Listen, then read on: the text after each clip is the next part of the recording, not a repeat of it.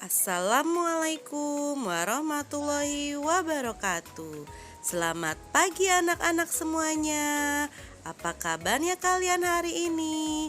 Semoga tetap sehat dan selalu semangat. Jangan lupa untuk tersenyum setiap harinya. Tidak bosan mengingatkan kepada kalian untuk selalu menjaga kesehatan diri. Ya, anak-anak, hari ini kita akan belajar mengenal aturan yang ada di rumah dan manfaatnya untuk diri kita dan keluarga kita. Jadi, simak ya video pembelajaran berikut ini.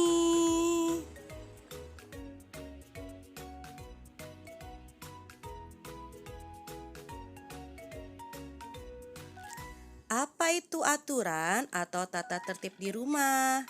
Aturan atau tata tertib di rumah adalah kesepakatan yang dibuat bersama untuk membatasi sikap atau tingkah laku seluruh anggota keluarga.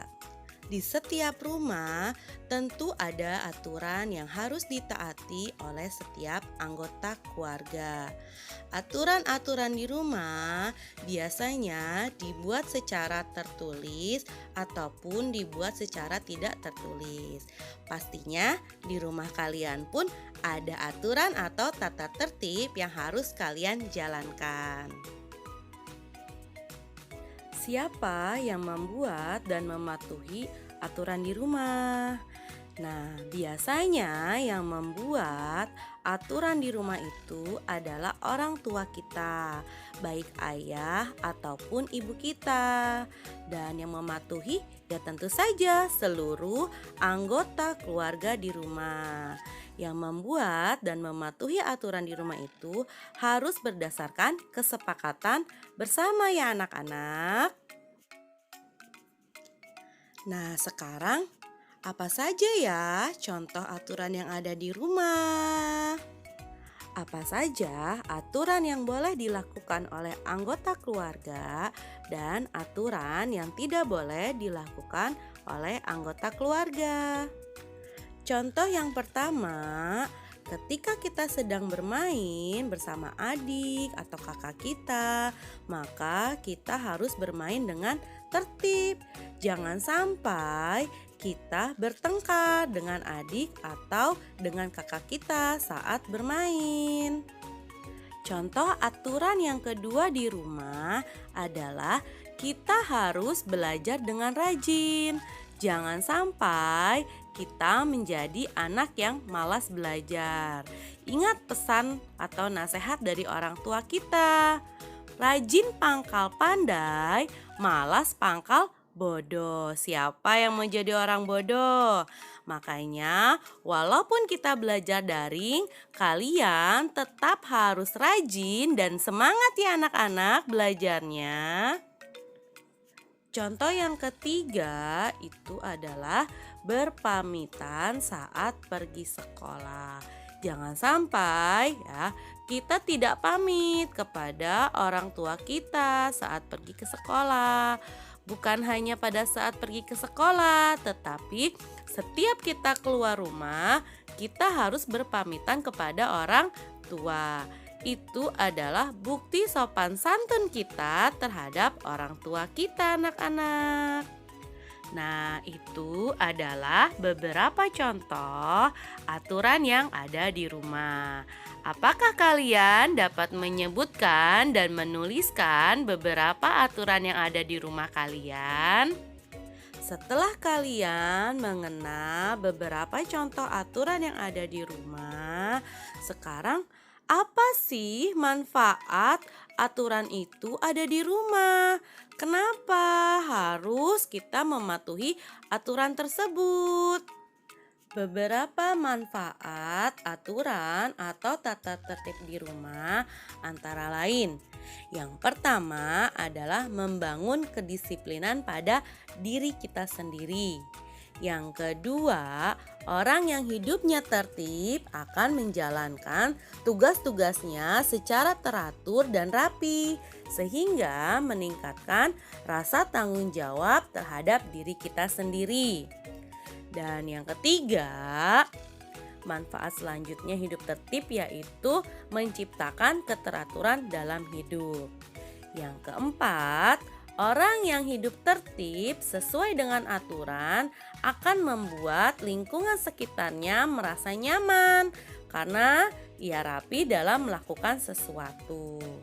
Manfaat yang kelima adalah membuat hati menjadi lebih tenang karena melakukan segala sesuatunya secara tertib. Yang keenam, dengan kita mematuhi aturan, maka kita akan terbiasa hidup tertib. Yang ketujuh, orang yang terbiasa dengan hidup tertib, maka dia akan menjadi lebih mandiri dan tidak bergantung terhadap orang lain. Seperti contohnya, kalau bangun pagi sudah tidak dibangunkan lagi oleh orang tua kalian. Atau ketika mandi dan berpakaian sudah tidak lagi dibantu oleh orang tua, kalian sudah bisa melakukannya sendiri. Dan yang terakhir, dengan hidup tertib, dengan kita mematuhi aturan, maka melatih kejujuran dalam diri kita. Seperti itu anak-anakku semuanya. Ya, ayo anak-anak, sekarang coba kalian pikirkan apa yang akan terjadi jika hidup kita tidak sesuai dengan aturan atau tidak tertib?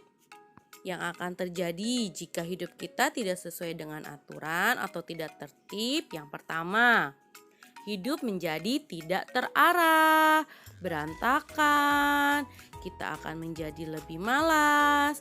Yang kedua, lingkungan di sekitar kita akan merasa tidak nyaman, tidak harmonis. Seperti misalnya kalian bertengkar dengan adik kalian memperebutkan mainan. Jadi tidak harmonis kan kalian? Yang ketiga, kalian tidak bisa menjadi mandiri dan tidak bertanggung jawab terhadap diri kalian masing-masing. Dan yang terakhir adalah bisa mendapatkan sanksi atau hukuman. Contohnya seperti anak yang malas belajar diberikan sanksi oleh orang tua, tidak boleh pergi bermain bersama teman atau bahkan tidak mendapatkan uang saku atau uang jajan. Sekarang kalian sudah dapat memahami apa itu aturan di dalam rumah, contoh-contoh aturan di dalam rumah, manfaat aturan atau tata tertib itu sendiri, serta apa yang terjadi jika tidak mematuhi aturan atau tata tertib. Setelah ini, anak-anak akan Bu Guru berikan tugas mengenai materi hari ini. Demikianlah pembelajaran kita untuk hari ini. Sampai jumpa di pertemuan berikutnya. Terima kasih anak-anak semua. Wassalamualaikum warahmatullahi wabarakatuh. SSC, kami siap, kami bisa.